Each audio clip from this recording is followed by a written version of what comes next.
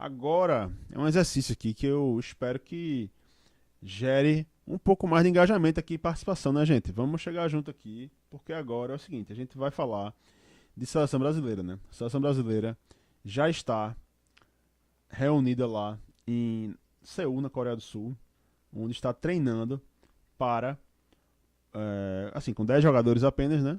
Para esse amistoso contra a seleção sul-coreana, né? Que o Brasil vai fazer agora, né? Nesse caminho de preparação para a Copa do Mundo. Já terminaram as eliminatórias, o Brasil já está classificado, né? Ficou em quinto lugar das eliminatórias, foi sofrido, mas a vaga veio, né? Inclusive, aproveitando aqui, já temos algumas seleções classificadas para a Copa do Mundo, né? A gente vai passar aqui. Temos duas seleções estreantes, né, nessa Copa do Mundo, que eu não sei se vocês estão prontos aí para ver esses times jogando. São as duas, por enquanto, asiáticas. A Jordânia, né, foi segundo lugar do grupo B aqui das eliminatórias asiáticas. Né? A Jordânia está classificada já para o Mundial, nunca jogou. E o Uzbequistão, que também vai fazer sua estreia. O Uzbequistão que anunciou essa semana o professor Fábio Cannavaro como treinador da seleção para a Copa do Mundo, né? Lembrando que a seleção vai ter 48, a Copa do Mundo vai ter 48 seleções agora em 2026.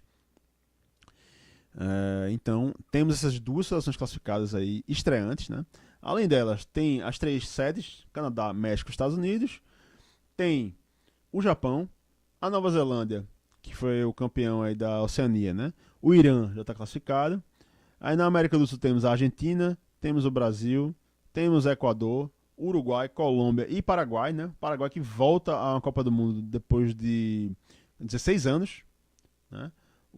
A Colômbia também estava fora desde 2018, não jogou 2022, né? Tem uma geração aí com o John Arias, o Carrascal do Flamengo, tem o Luiz Dias lá que está no Bayern de Munique comendo a bola também, né?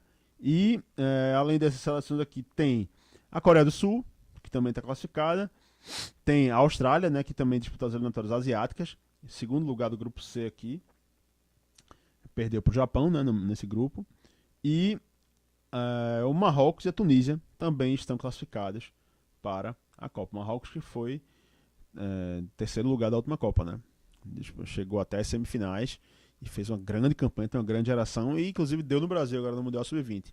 Já que eu estou falando do Mundial Sub-20, também vale a pena citar que o professor Ramon Menezes, né, esse grande treinador, né, que teve aí resultados fantásticos com a seleção brasileira, né, estou sendo irônico aqui, ele foi demitido essa semana, né, treinador que teve muito mais tempo do que deveria, né, no comando da seleção, né.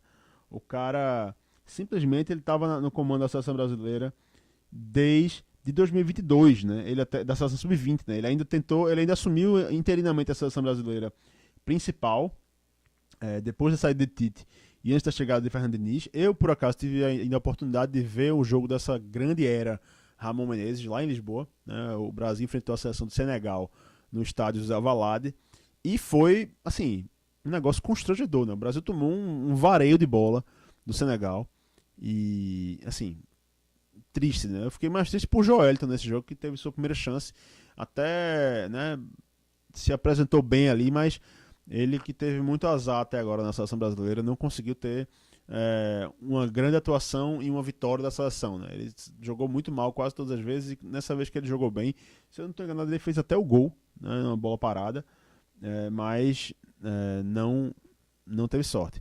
Mas o Ramon estava desde março de 2022 no comando da seleção sub-20, né? Nesse período, ele teve resultados muito tristes, né? Nesse Mundial Sub-20, o Brasil foi eliminado na primeira fase com 3 derrotas, né? Não conseguiu nenhuma vitória. Né? Nesse final de semana perdeu para a Espanha e deu adeus à competição. O Brasil ficou fora dos Jogos Olímpicos também com o professor Ramon Menezes, né? Então foi um desempenho tétrico aí, um desempenho muito fraco, né? E dá para dizer aí que, né, de 22 para 2025, uma geração aí de jovens que foi um tempo perdido, né? É claro que a gente deve dizer aí também que foram anos de caos ali na CBF, né? Tanto dentro de campo aí com essas trocas de treinador constantes, né? Saiu Tite, né? Anunciou que ia sair com um ano antes, mesmo assim ninguém se organizou, né? Aí depois que ele sai, a seleção precisa ter um interino, né? Aí vem Ramon Menezes, aí depois vem Fernando Diniz, né? Que pegou uma bomba chiando ali, foi uma verdadeira bucha de canhão ali, né? Naquele momento, ele que assume a seleção em paralelo com o Fluminense, né? E aí prejudica ele no Fluminense, prejudica ele na seleção. Enfim, ele tenta chegar com uma filosofia de jogo muito complicada, muito elaborada. A seleção não dá resultado, né? Foi um período horroroso da seleção brasileira. Ele ficou marcado, apesar de ser um dos treinadores brasileiros, né? Não sei se é uma opinião polêmica ou não, mas um dos treinadores brasileiros mais talentosos da atualidade e mais promissores ainda, eu diria. Ele ficou para a história como um dos piores treinadores da seleção brasileira principal em aproveitamento, né? Depois vem Dorival Júnior, né? Um nome que no futebol de clubes ele já é um nome, eu diria até consagrado aqui no futebol brasileiro, né? Campeão com o Flamengo, campeão com o São Paulo, campeão com o Sport também, né? Vale lembrar, lá atrás, né? Passou por vários clubes já, tem uma longa trajetória no futebol brasileiro de clubes, mas na seleção ele não foi bem e era até algo previsível, né? Porque sempre pareceu que era um nome, né? Não vou dizer pequeno ali para a seleção, mas é um nome que para jogadores que estão acostumados a jogar aí, né, nas grandes ligas europeias, a atender às ordens de um Pep Guardiola, de um Mikel Arteta, né, de um Carlo Ancelotti, né, que hoje está lá. Então era um nome que você já via, dava para sentir que dificilmente eles iam ter, né, que ia ter aquele poder de organizar a casa, né. E além dessa bagunça toda em campo, isso já foi o reflexo, né, de uma confusão grande fora dos campos também, né, com o glorioso Edinaldo, né, o ex-presidente da CBF, sendo derrubado do cargo, né, e aí vem esse rapaz aí, o Sami Chaud, o presidente bombadão aí da CBF, né, enfim, toda uma confusão de bastidores aí, até chegar o Carlo Ancelotti com suas costas largas e dizer, peraí, que agora é comigo, né? Então, a chegada de Carlo Ancelotti, ela faz apaziguar um pouco, né? Aí tem o Art Cole aí que aparece aí com um comentário, né? Um abraço, meu amigo. As grandes seleções do Sub-20 estão todas com times alternativos. Dito isso, não tem desculpa perder as 3 na primeira fase. Não tem, né? Uma mancha na história da seleção brasileira. A seleção brasileira Sub-20, né? O certo era ela chegar lá, mesmo que fosse com um time alternativo, o terceiro time, né? Era para ter, né, um padrão de jogo ali que desse condição de disputar, né? O Brasil, todo mundo sabe, nunca vai deixar de ser um celeiro de jogadores, né? E fica claro assim que qualidade não falta pra gente em ocasião nenhuma, né? O que falta realmente é organização, é trabalho tático, é postura, né? Identidade, né? Estilo de jogo, filosofia. E isso o Brasil de Ramon Menezes em nenhum momento teve, né? Então é um treinador realmente muito fraco que não estava à altura da seleção brasileira, nunca esteve, né? E nem da Sub-20, nem da Olímpica, nem de seleção nenhuma, né? A seleção olímpica, lembrando que foi a classificação para os Jogos Olímpicos era no Sul-Americano Sub-20 e o Sul-Americano do Brasil foi terrível também, né? Enfim, um momento muito ruim aí, né? Art Cole fala aí de novo, já tem um tempo que o Sub-20 tá perdendo prestígio. Antes era da hora acompanhar o surgimento dos próximos craques. É verdade, sim. Até porque, né, a gente tava falando agora há pouco de Lamine Yamal, por exemplo, né? Os jogadores cada vez mais estão chegando mais prontos nos times, né? Então, o que antes era um Lamine Yamal ia estar jogando um Sub-20 desse, hoje ele já tá na principal, né? Então, os principais jogadores estão estourando muito cedo, estão chegando muito prontos, os clubes estão com o seu futebol de base cada vez mais, né? Detalhista e evoluído, né? E trabalhando esses jogadores para chegarem muito prontos, né? Então, o cara com 18, 19 anos, ele muitas vezes já tem um papel importante no time principal e aí os times já não querem liberar também, né? Para essas competições. Então, você nunca vai ver um Lamine Yamal, um Estevão, né, jogando aí nessa seleção brasileira Sub-20. Ele que poderia jogar pelo Sub-20 ainda por mais 2 anos, né? Estevão acabou de completar 18 anos. Ele nem passou perto dessa competição aí, né? Então, realmente, como o Arthur falou, isso é uma realidade que está mudando bastante, né? Ó, ele continua aqui, né? A seleção ideal do Brasil teria Estevão, Endrick, Vitor Roque, o menino do Vasco lá, o Ryan, né? Tem muito jogador, né? Poderia colocar aí, sei lá, porra, tem tanto jogador aí no Brasileirão, né, que tá brilhando aí com 18, 19 anos, que poderia ter espaço, não só no Brasileirão, mas também, né, em outras competições europeias. Enfim, realmente é uma mudança grande de paradigma nesse sentido, né? Mas aí, meu amigo Art Cole e todo mundo mais que estiver vendo aí participando, Eber Costa aí, ó. Agora ele diz, porra, começou aqui, a aba não atualizou. Aí Jair Cunha, que era do Botafogo, né? Tá no Nottingham Forest agora, né? Tem o menino do Curitiba também, não sei se ele tem idade lá, o goleiro, o Morisco, né? Deixa eu ver aqui. Pedro Morisco, né? Morisco, Curitiba. Ele tem. Ele já tem 21 anos, ele já não teria idade pra ir, não. Mas, enfim, tem muitos jogadores aí, né? O Brasil não falta talento, isso nunca vai deixar de ser verdade. A gente é apaixonado por futebol, né? Aqui as coisas, todo mundo começa cedo a jogar, né? Aí a EB já entra aí com o Igor Jesus e foi um gancho bom aí, porque eu vou falar agora da seleção principal. Vamos falar aqui da seleção principal. Eu vou rodar a vinhetinha de novo aqui, né? Só para marcar, né? E também dizer aqui que estamos com 53 minutos agora, né? Para falar da seleção brasileira principal. E aqui eu quero a ajuda de vocês aqui para a gente escalar a seleção para esse jogo, né? A convocação dessa vez ficou meio, né, alternativa, né? Porque vários nomes ficaram de fora, né? Alguns nomes foram cortados também. E o Brasil vai ter que ir a campo com alguns nomes aí que o torcedor não está tão acostumado assim a ver, né? No time principal, né? A começar pelos goleiros, né? Não sei se vocês estão ligados aí, mas essa convocação não tem Ederson, não tem Alisson. Os goleiros do Brasil são Bento, Hugo Souza, Bento do Al Nassr, né? Do futebol saudita. Tem o Hugo Souza do Corinthians e tem o John, que era do Botafogo, que está lá no Nottingham Forest agora. Enfim, vai ser.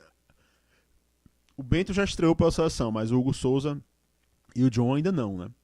Então, a titularidade desse jogo aí e no jogo contra o Japão em seguida, né, vai estar entre esses três. Eber pergunta, Alisson lesionou, Alisson está lesionado até novembro, né? Ele teve uma lesão, já não vem jogando pelo Liverpool, já faz acho que uns 2 ou 3 jogos, né? E acho que ele se machucou inclusive no jogo da Champions, né? No jogo lá contra o Fenerbahçe, desculpa, o Fenerbahçe não, o Galatasaray, né? Que o Liverpool perdeu de 1-0 e ele se machucou. E ele vai ficar até novembro sem jogar. O goleiro Geórgio, o Mamardashvili, já vem jogando, né? E tendo suas oportunidades lá no Liverpool. Então, o Brasil vai ter que, né, ser criativo aqui e vir com algumas opções novas, né? Eu vou começar aqui a minha escalação, tá? Aí vocês vão cornetando aí, fiquem à vontade. Nesse jogo aqui, tá?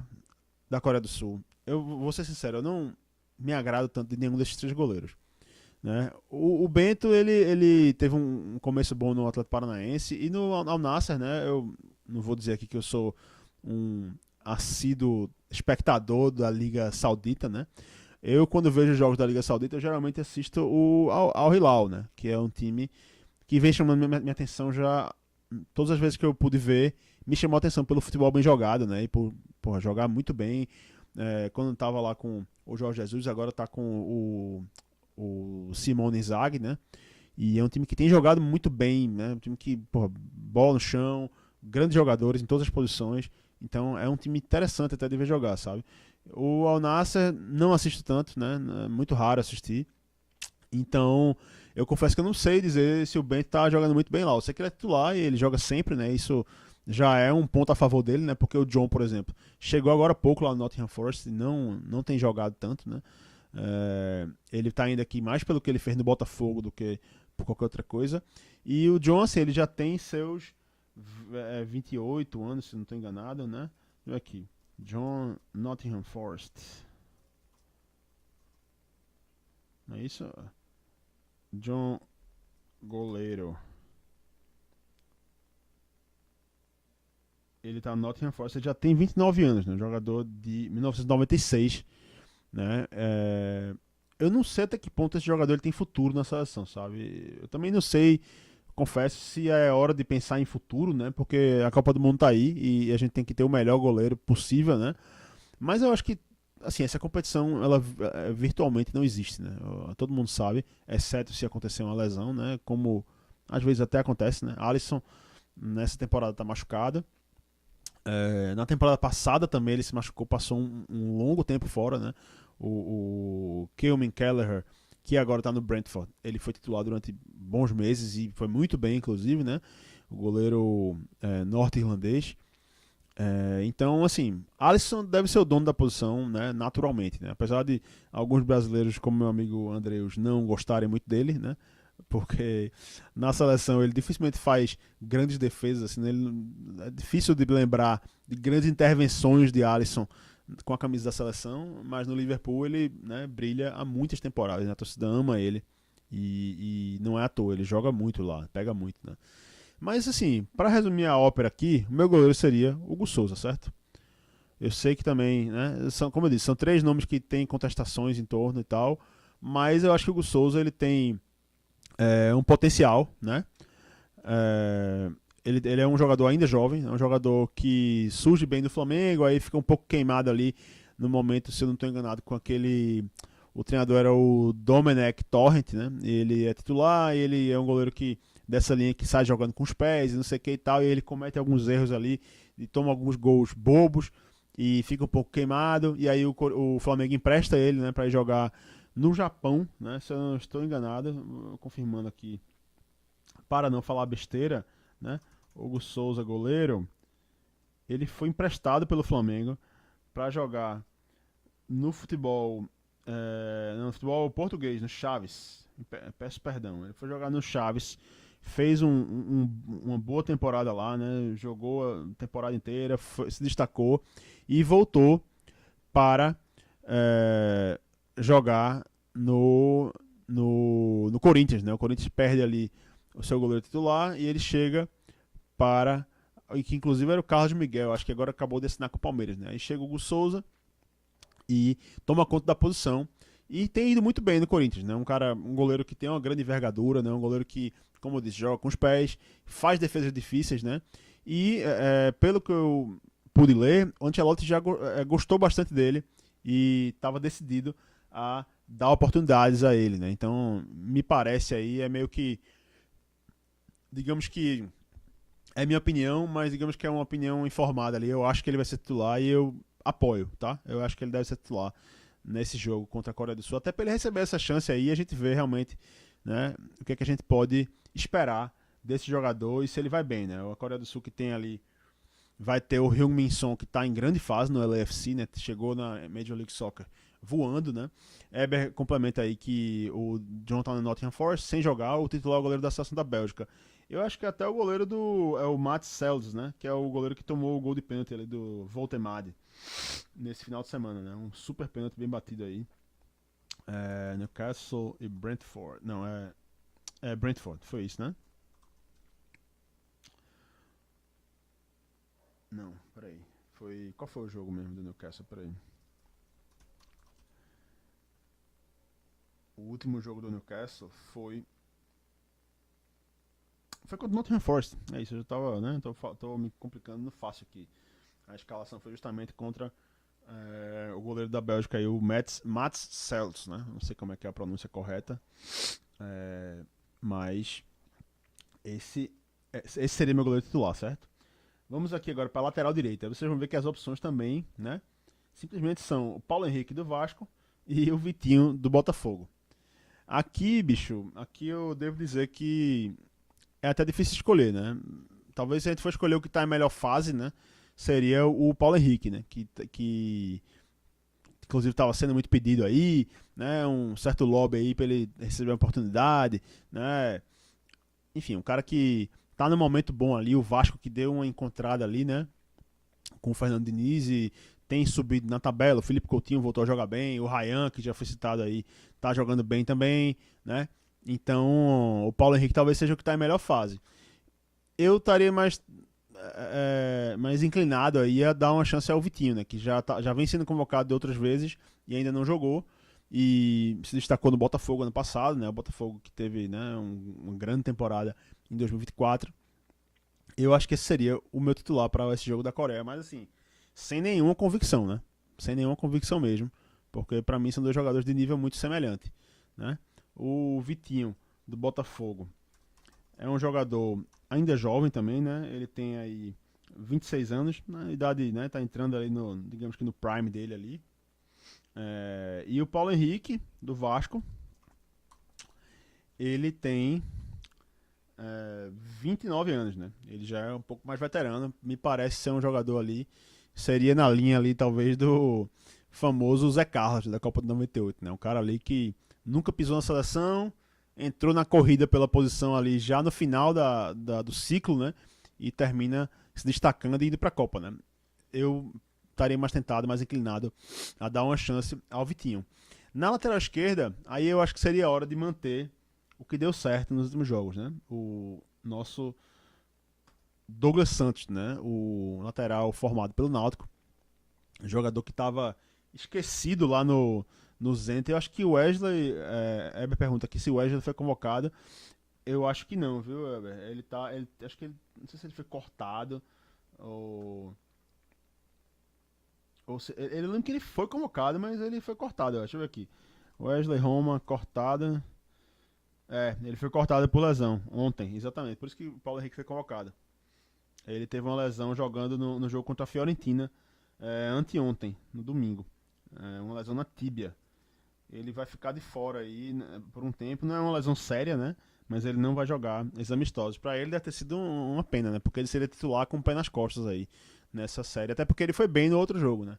Então, ele faz ali uma dupla interessante com o nosso meia ali que vai vir lá na frente pelo lado direito, né?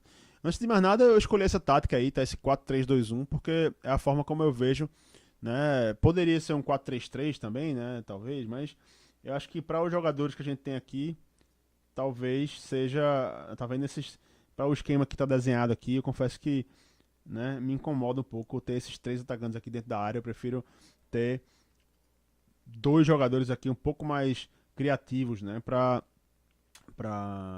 auxiliar aqui na criação de jogadas e ter essa trinca de jogadores aqui no meio campo que se complementam bem, e vocês vão entender por quê, eu vou explicar. Vamos para a zaga agora, certo? Na zaga, a gente tem aqui algumas opções. Tem o Fabrício Bruno, Gabriel Magalhães, Lucas Beraldo e Éder Militão. Aqui, gente, se vocês discordarem, por favor, comentem aí e a gente vai discutir aqui. Mas pra mim, não tem muito o que fazer aí não, tá? Aqui são Éder Militão e Gabriel Magalhães, né? Éder Militão, que tem tido alguns problemas de lesão, né? Só por isso que ele não tem tido mais sequência na seleção. Um cara que tem se machucado, né, com regularidade, né? Toda temporada pelo Real Madrid, basicamente, ele tem tido uma lesão que tira ele de ação por alguns meses, algumas semanas e tal. E no outro lado, aí no lado esquerdo, o Gabriel Magalhães, que talvez seja o melhor zagueiro brasileiro em atividade agora, né? Um zagueiro que é um xerifão do Arsenal, né? O Arsenal que nessa Premier League toma pouquíssimos gols de bola rolando, né? É um jogador que domina ali as ações, né, na defesa do Arsenal, ele e o francês Saliba.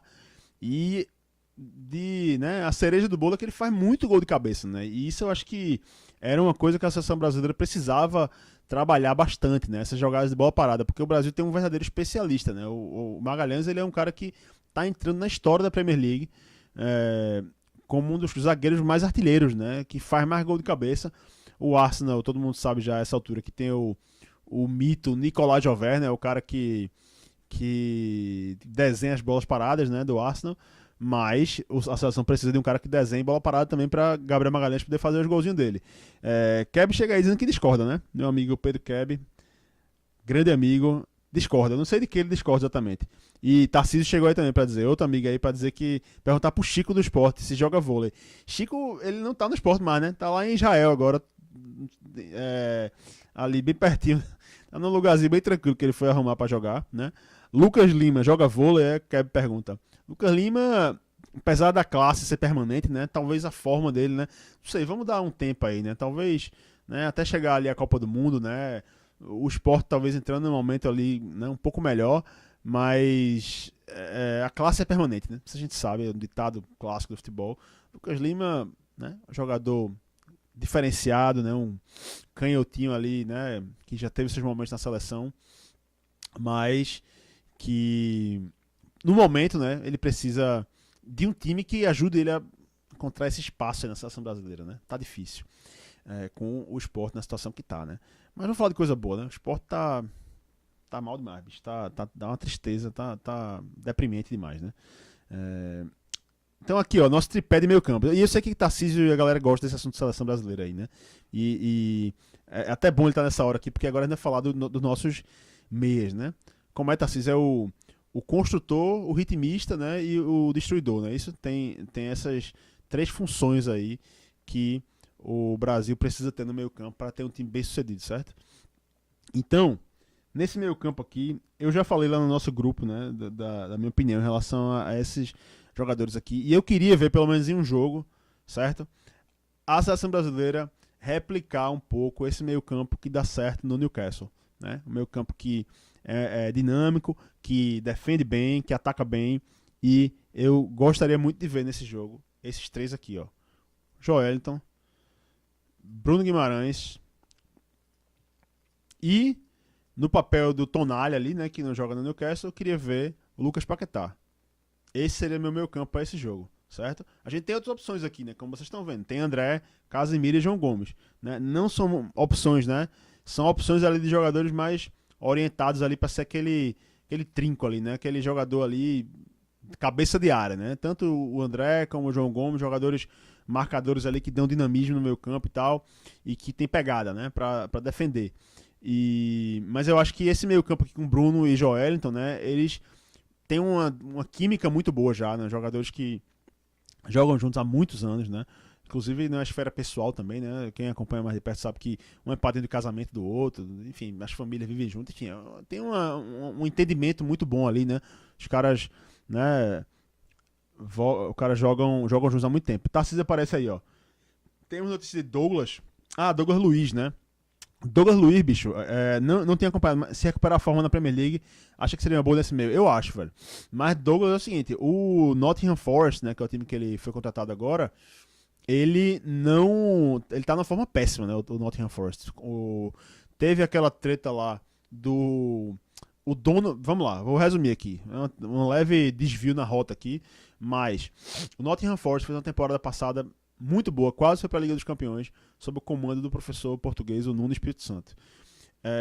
E aí, no fim da temporada, no meio da temporada, aliás, o Nottingham Forest contrata o brasileiro Edu Gaspar, né? Ex-Corinthians, ex-Seleção Brasileira, ex-Arsenal, para ser o Head of Global Football do grupo do Nottingham Forest, que tem outros times ainda, né? Time em Portugal, time na Grécia e tal. Chega na off-season, na pré-temporada ali, né? Tem um quebra-pau. Edu Gaspar e Nuno Espírito Santo rolam quebra-pau, eles constroem ali uma diferença irreconciliável, né? E os dois se desentendem, né? Os bastidores aí, né, as informações de bastidores dão conta de que na verdade isso é uma rinha de agentes, né? Por quê? O Nuno Espírito Santo, português, né? Ele que tem uma relação muito próxima com o super agente de jogadores, o Jorge Mendes, né? E o Jorge Mendes, ele era o cara que vinha indicando assim, né? Vinha intermediando boa parte dos reforços que estavam chegando no Nottingham Forest. E isso estava criando ali, né, digamos que, por um lado, fica ali um monopólio daquele agente, mas por outro lado tem uma química muito boa, uma sinergia, né? Porque o Nuno Espírito Santo está alinhado com o Jorge Mendes está alinhado com os jogadores e o Marinakis, que é o dono do Nottingham Forest, está dando o seu aval para tudo isso, né? E tinha essa química muito forte ali e o time teve uma temporada excepcional, né? Chega Edu e a relação de Edu Gaspar não é tão forte com o Jorge Mendes, ela é muito forte com aquele mesmo, Kia Jorabichian, né? Aquele Kia Jorabichian, né? Para quem lembra ali do Brasileiro 2005, né? Do Corinthians, da MSI e não sei o quê, Kia Jorabichian tá até hoje aí, né? Trabalhando no mercado, cheio de jogadores e ainda é um agente muito influente, né? E aí chega o Edu com suas contratações que boa parte delas eram intermediadas pelo Kia Jorabichian e não pelo Jorge Mendes. E aí, seja por isso, né, ou por outro motivo qualquer, começa a haver um ruído muito grande ali. E o Nuno Espírito Santo vai lá e critica publicamente, né, a política de contratações, diz que o time está contratando muito devagar e que não está chegando reforços, e diz que não tá à altura o time não está à altura do que tem que estar e não sei o que e tudo mais, e começa a ficar um clima muito ruim, né? E o Nuno dá até uma entrevista depois, no começo da temporada, né, dizendo que a relação dele com o Marinakis já não é mais tão boa e que a gente tem que, né, ele abre o jogo mesmo e ele adota uma postura até agressiva, de conflito assim. E aí não demora muito e o Marinakis resolve demitir o Nuno Espírito Santo, né? E assim, reafirma sua confiança ali em Edu Gaspar, né? E no projeto que ele tinha acabado de iniciar, né? E resolve contratar o professor Ange Postecoglou, né? Que estava no Tottenham, sendo que o professor Ange chegou no Nottingham Forest agora. E assim, ele chega lá. Tinha alguns jogadores que tinham sido contratados que tinham acabado de chegar, então ainda estão, né, adquirindo sua forma. O time ainda não está, digamos que fisicamente, no seu auge, né, e taticamente. E aí o Douglas Luiz é um desses caras, né? E o Douglas Luiz ainda não está naquele momento, né? De quem viu ele jogando lá pelo. Acho que era o Aston Villa, né? Que ele jogou no Aston Villa, jogou super bem. Uma grande temporada que levou ele para a Juventus depois, né? Então, ele ainda não está naquela forma que consagrou ele ali, né? Que levou ele para a seleção e tudo mais. Então, né? Fica. Aí, ele é um nome que certamente tá no radar ainda, tá? Eu acho que Douglas Luiz, ele tá no radar. Se ele conseguir recuperar a forma, vai ter chances. Mas o professor Ange precisa dar um jeito no Forest também, né? São 7 partidas já que ele tá lá e 7 jogos sem ganhar. A torcida já tá com aquele cântico tradicional dos estados ingleses, né? Sacked in the morning, you getting sacked in the morning. O cara vai ser demitido no próximo dia de manhã, né? Então, 7 jogos apenas e já tá esse clima terrível por lá. Então, por isso que o Douglas não tá aí. Mas eu, particularmente, vejo ele num nível semelhante a esses que eu deixei de fora aí. Tanto o João Gomes como o André quanto o Casemiro, né? Os três que tem esse mesmo papel ali não tão... Né? Eu acho que desses todos aí, quem tá na melhor forma talvez seja André. Né, que tem jogado bem no Wolves, mas o Wolves também tá super mal, né? O Wolves tá ainda, não sei se já conquistou alguma vitória na Premier League, tava numa draga miserável, né? E enfim, o desempenho coletivo do Wolves está prejudicando as chances dele um pouco. Eu iria com esse trio aí, porque Bruno e Joelinton estão no time que é bom, né? Que joga bem e que sabem jogar juntos, estão uma dinâmica muito boa já e se completam muito bem. E adicionaria aí Lucas Paquetá, que eu sei que também Jorginho, por exemplo, que apareceu aí, não gosta, né? E outros não gostam também. Eu acho que o Paquetá é o meio-campo criativo, talvez mais talentoso aí dessa geração. Né? Ele que escapou dessa punição da FIFA agora, da FA, né? Da Federação de Futebol Inglesa. E eu acho que ele tem bastante a adicionar nesse meio campo aí. Ele tem uma característica que nenhum outro meio brasileiro tem, né? Então, essa seria a minha trinca de meias, certo? Não vou chamar de volantes, não. São meias mesmo. São os meias que eu escalei aqui no meu time, né? E colocaria aqui agora. Vamos para essa dupla de meias atacantes aí, né? Eber dá o toque aqui que a minha voz está indo embora quando eu fico muito longe do microfone, né? Não sei se é o caso de aumentar um pouquinho. Eu tenho receio de ficar estourado de novo, né? Como ficou em outras lives aí. Na semana passada ficou bem estourado o áudio. Mas aqui nessas duas posições, aqui talvez seja onde a gente tem nossas melhores opções, né? Aqui, por exemplo, nesse lado aqui, ó, nesses meias atacantes, por exemplo, a gente tem Estevão, Gabriel Martinelli, né? Tem Luiz Henrique, tem Matheus Cunha, tem Rodrigo, Vini Júnior, né? Aqui são nossos melhores jogadores, né? Que estão à disposição, né? Mas dentre esses melhores, né? Claro que se eu fosse ser justo aqui com o que aconteceu no último jogo da seleção, né? Eu teria a obrigação de escolher aqui o Luiz Henrique, né? Do Zenit São Petersburgo. E ele comeu a bola no último jogo, né? Apesar do Estevão ter ido muito bem também. O Luiz Henrique comeu a bola, né? E ele vem fazendo isso com regularidade quando ele vai para a seleção, né? Jogando super bem. Um cara que tem uma característica, né, diferente ali dos outros atacantes, um cara muito forte, né? Muito veloz, que não tem medo sabe, joga com uma leveza, joga com uma personalidade muito grande. E seria justo colocar ele de titular, certo? Mas eu vou talvez ser um pouco injusto aqui para premiar a forma do clube também, né? Porque o que Estevão tem feito aí, né? Não seria desse lado aqui. Estevão seria desse outro lado aqui, certo? Estevão seria desse outro lado. Peraí, tem que tirar daqui antes. Calma. Tiraria Estevão daqui. Ixi, lascou. Como é que faz agora? Peraí, eu vou fazer de conta aqui que eu vou colocar outro aqui, certo? Eu acho que teria que colocar o Vini Júnior aqui mesmo, na esquerda, né? Ele que reencontrou um pouro da forma dele lá no Real Madrid, né? Tem jogado bem nessas últimas partidas. Pra mim, ainda não tá no nível que ele já apresentou nos seus melhores momentos, mas tá numa crescente. Então acho que vale a pena premiar isso, porque Vini é o cara que, se ele chega na Copa do Mundo com a forma, na forma que a gente sabe que ele pode atingir, ele pode ser um dos diferenciais do torneio, né? Um cara que pode levar a seleção brasileira para outro patamar. E no outro lado aqui, aí sim, eu iria com o Estevão. Para mim, ele é o jogador mais próximo que a gente tem de ser um jogador top do mundo, assim, desde Neymar, né? E do, sei lá, Vini Júnior, né? Tem que ser justo com ele porque ele já foi o Bola de Ouro, né? Aliás, o melhor do mundo da FIFA, né? Mas pra mim, Estevão tem um potencial de ser mais jogador do que Vinícius é, muito mais, inclusive, né? É um jogador que a própria torcida do Chelsea, os jogadores do Chelsea já se deram conta disso, né? A bola procura ele o tempo todo, né? Os jogadores mais experientes que ele, quando recebe a bola, levanta a cabeça, onde é que Estevão tá, né? Procura o menino para entregar a bola para ele, porque sabe que vai vir alguma coisa dali, né? E a torcida já sabe que ele é um fenômeno, né? Já tem uma musiquinha para ele lá, né? Estevão, I like it, né? Feita aquela música clássica lá dos anos, sei lá, 70. Então, assim, é um cara muito diferenciado. Jogou muito bem na seleção no último jogo também, né, naquele jogo lá do Maracanã. Se Luiz Henrique não tivesse jogado tão bem, talvez ele teria sido melhor em campo, né? Então é um cara que tem um potencial, uma capacidade imensa de tá aí e de chegar na Copa do Mundo voando também, de ser titular na Copa do Mundo. E aqui na frente, né, no comando do ataque, né? Dessa vez João Pedro não foi convocado, né? Ele que não foi bem no último jogo também.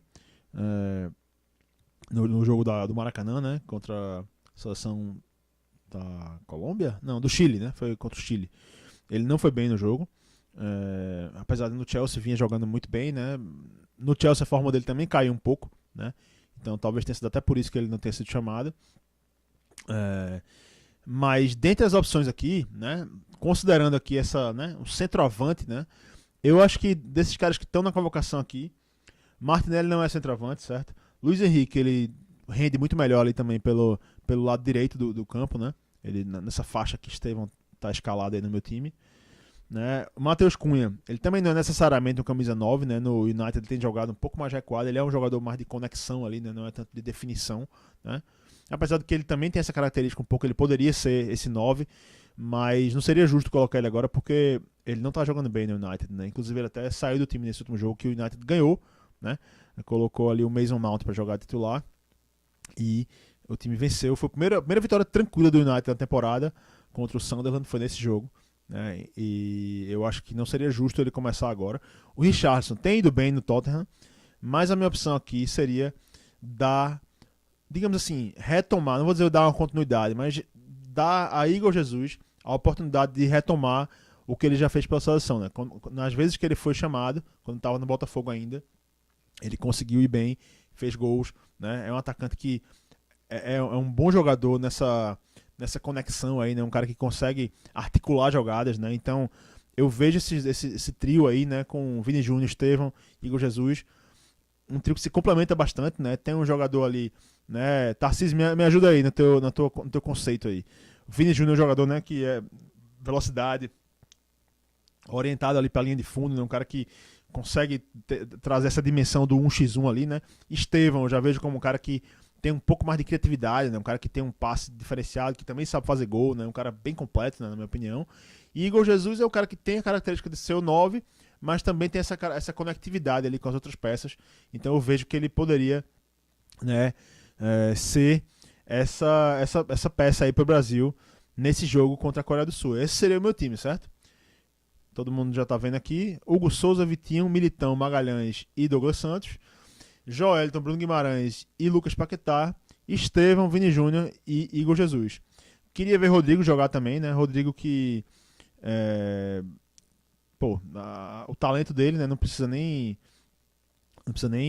falar muito, né? Um cara que tem um potencial absurdo, né? Que poderia tranquilamente ser titular também nesse time do Brasil, né? Mas e que precisa, né? encontrar um pouco da forma que ele já teve. No Real Madrid ele não está sendo titular, está saindo do banco. Teve uma entrevista esses dias falando de como ele teve alguns problemas pessoais na reta final da temporada passada e, né, perdeu um pouco do foco ali. Tá tentando retomar a carreira dele, colocar nos trilhos novamente. E tá difícil no Real Madrid agora porque um treinador novo, né, com outra filosofia, outros jogadores, né, na hierarquia, né, o Mastantuono chegou, tá jogando quase todos os jogos, o Arda Güler jogando quase todos os jogos também. Enfim, é um jogador que precisa retomar retomar o seu espaço, né? Agarrar novamente esse espaço na seleção e quem sabe até no time titular. Então, queria ver Rodrigo, né? Queria ver também o Martinelli, que tem feito gols importantes no Arsenal, né? Nesses últimos jogos. É um cara que já peguei no pé dele um pouquinho, mas agora ele tá merecendo essa chance, né? Ele mereceu voltar à seleção. E o Richarlison tem ido bem também. Quem sabe ele merecia uma chance. Ó, aí Tarcísio aparece aqui, ó. Eu acho que esse meio rodaria melhor com o André no lugar de Joe. Eu seria bem lógico fazer isso também, sabe? Eu acharia bem legal essa oportunidade também para André, porque premiaria ele, né, pela fase que ele tá vivendo individualmente falando, né? E é um jogador muito bom, né, que ele tem características ali que, né, eu acho que ele se enquadraria mais aí, né, Cícero, no ritmista, né, na ideia do ritmista ali, né? Bruno Guimarães seria o construtor ali e Paquetá é um cara mais, né, de dar essa verticalidade, de ser mais orientado ao gol. Não sei se a gente tá chegando aqui naquela sua definição clássica, mas é por aí. E no mais ele está gabaritado, eu acho que pra mim o time é esse, pra esse jogo, certo? E aí, claro, que pensando na Copa do Mundo, a gente vai ter outras opções aí, se tudo der certo, com jogadores mais gabaritados aí, especialmente para essas laterais, né? Na verdade, Douglas eu acho que tá pintando até como uma solução, talvez, né? Mas Vitinho, né? Eu acho que, infelizmente, para ele vai, né, ter que saber que tem outros jogadores aí. O menino lá do Mônaco, por exemplo, que toda vez que é chamado ele nunca pode jogar, o Wanderson, né? O próprio... o Wesley, né, que a Eber citou aí e tal. Enfim, agora o time mais escalado aqui, pelas pessoas que usaram esse aplicativo do GE aqui, né? Hugo Souza titular, né? A torcida corintiana aí certamente batendo forte, chegando junto. Paulo Henrique na direita, botaram 2 laterais direitos aí, né? Paulo Henrique na direita, Gabriel Magalhães, Militão e Vitinho.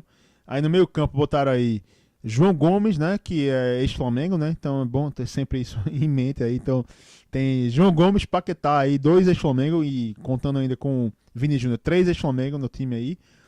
Bruno Guimarães, né, que aparentemente tá se consolidando aí talvez como uma unanimidade aí nesse time, né? Não sei se seria um exagero dizer isso, mas é um cara que, né, quem vê ele no Newcastle sabe que é um cara que, assim, ele não só joga bem, como ele exerce uma liderança, né? Um cara que tem uma presença em campo, uma conexão com as arquibancadas, um cara que, né, uma energia mesmo que ele traz pro time que é uma personalidade muito forte, sabe, assim, um cara que não treme em jogo difícil, né, enfim, é um cara que eu gosto bastante. E o Casemiro aí, né, que eu acho que ele tem uma chance boa de ser titular até no jogo, tá, no jogo contra a Coreia do Sul. E se não for contra a Coreia, contra o Japão, um dos dois ele deve começar. E no ataque, Estevão e Vini Júnior aí desse time mais escalado no 4-4-2. Ficou meio troncho aí nesse time, vamos combinar que esses pontas aí, Casemiro e João Gomes, não vai sair muita coisa daí não, né? Mas, aí ó, aqui no WhatsApp já aparece aqui o comentário, Mr. Pitt, né? Falando da minha seleção brasileira aqui. E esse time aí, velho, com 2 laterais, aliás, com um lateral direito melhor e um goleiro ali, né, com a Alisson de volta, é time pra... é perto do melhor que o Brasil pode ter na Copa do Mundo, tá? Eu acho que no caso do camisa 9 aí também, né, no mundo ideal, eu acho que eu iria de João Pedro, né, pelo menos no momento ali. Eu acho que essa conexão dele também com o Estevão, né, essa química dos dois do Chelsea pode, né, ajudar. E não sei, tem o Richarlison aí também, né, como uma das possibilidades, né? Ó, Tarcísio falar aí de novo. Estevão, exato, Estevão, além de ser nosso maior potencial, dentre os pontas que temos em Sobejo, é o com mais característica de construção. Talvez contribua para um meio sem um ritmista. E é isso que eu acho também, Císio. Eu acho que, tipo assim, nesse meio que a gente tá falando, que teria só um Paquetá ali, né? Como um cara que realmente é um cara associativo ali, que quebra linha, né? Que consegue ser criativo e tenha um pouco mais de talento ali no drible, de individualidade, técnica. Estevão, ele entra ali como um complemento muito interessante para ser justamente esse cara que é capaz de criar e de surpreender, né? De ser realmente o fator, o selo Chiquinho ali, né? De diferente dessa seleção, certo?